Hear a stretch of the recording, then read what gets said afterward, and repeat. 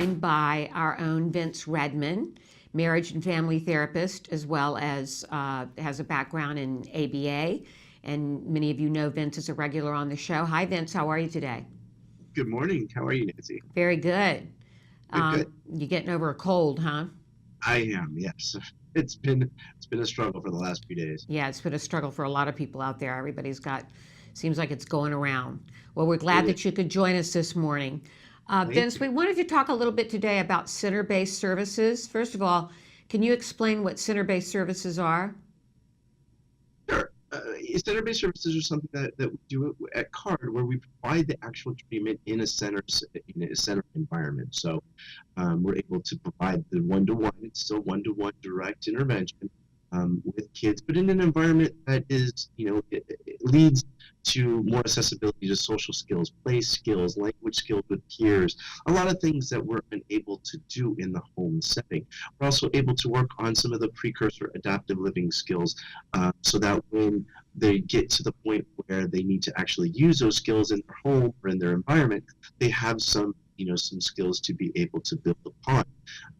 But each center, each of the card centers, excuse me, and I know other agencies as well, are really look at having center-based services as well as the home and community-based services that we're also used to.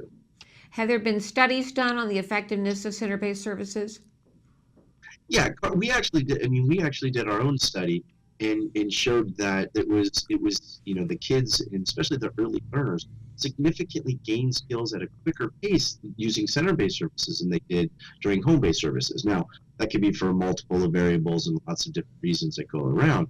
But what it came out is that they were actually acquiring skills, I believe, at an 80% faster rate than they were at home. Now, again, there's different reasons, but these precursor skills are the skills that are necessary for them to continue their learning in more complex settings, more social settings, and more of your community-based settings. So it's shown to actually be very successful for our kids.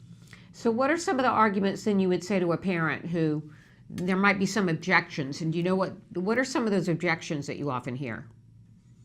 Oh, I hear lots of them. Okay, what are some of the objections you get? Some of it is more convenience issues. I think a lot of it is it's the center might be a distance to get to. It might be difficult for them to get the child to the center because they have other children maybe that they have to pick up and drop off. Depending on the level of function of the kids, sometimes there might not be appropriate social opportunities within the center. So, the center primarily has a lot of, say, early learners, early intervention learners, and a child is 13, 14, there's not going to be the same social opportunities for them than there would be if there was a 6-year-old. So sometimes that plays into it. But we know that, and we understand we understand that we want to put each child in the situation, in the environments that are going to be the most beneficial to them, not only in treatment, but also in the to generalize their skills as well. And sometimes families feel that doing it without direct isolation, so that they're not isolated in their own room by themselves, sometimes might be a distraction to the kids. But we've actually noticed the contrary with a lot of kids. Now, there's no absolute, but with a lot of kids, they actually perform well. They perform better when they have, seeing other kids learning as well, seeing other kids getting treatment, seeing other kids also having a therapist and working on things.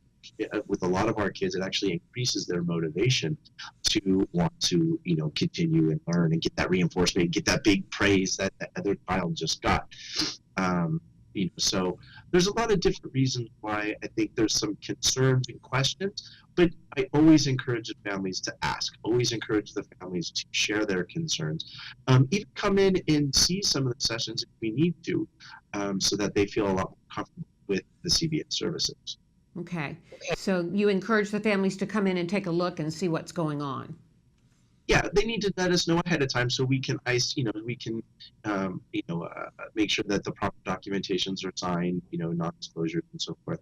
But also make sure that the child is, getting their therapy in a room where they can observe without a family member, observing at the therapist or other therapies. But yeah, absolutely, we can make accommodations for that so that the family can actually come see the center see, things in action, see the sensory room, see the adaptive living space that we have for the kids, or the older kids, and so.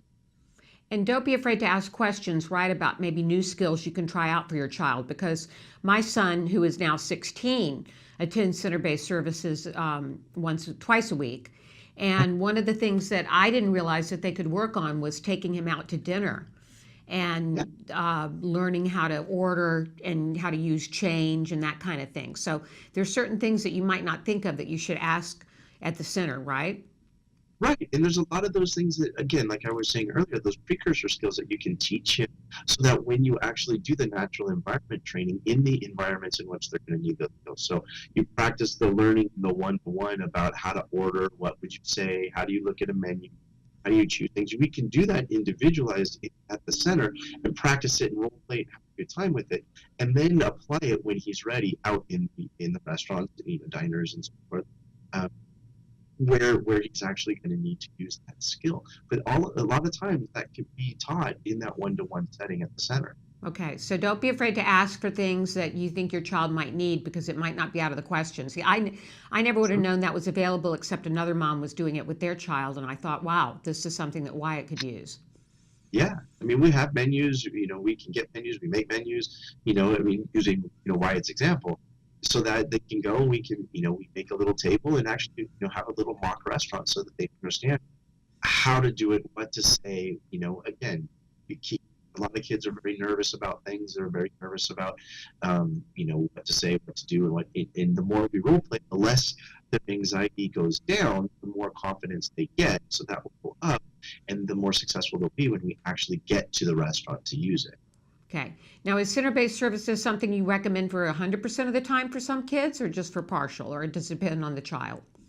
It 100% depends on it depends on the child. It depends on the individual child's needs, their strengths, their weaknesses, and what their goals are and what they need to work on. Some kids have 100% CPS services. Some kids have a hybrid of community-based, home-based, some school-based, and CBS, and some they're not at CBS at all based on their individual needs. So what we want to do is we always make sure that the individual is what we're looking at, and we base our not only our service recommendations but our service locations uh, on that.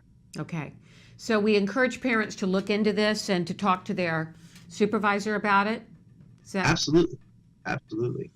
And most of the kids, like we had said earlier, most of the kids have a lot of benefit by getting services at the center. The social benefits, they're motivated. It's a lot of fun. We make it a good time for them, as well as we're able to like I said, build those precursor skills so that when we actually have to apply skills in any environment, either social environments, maybe it's our adaptive living environments, or like we were saying, out in the community with community-based behaviors, we can do that at the center. okay? All right, so these are strong arguments for center-based services, as you can hear from vets. So don't be afraid of them. Do what you can to accommodate and speak to your supervisor if you have concerns. Don't be afraid to try to design an individualized program for your child with the help of your CARD supervisor. And there's some real benefits to this.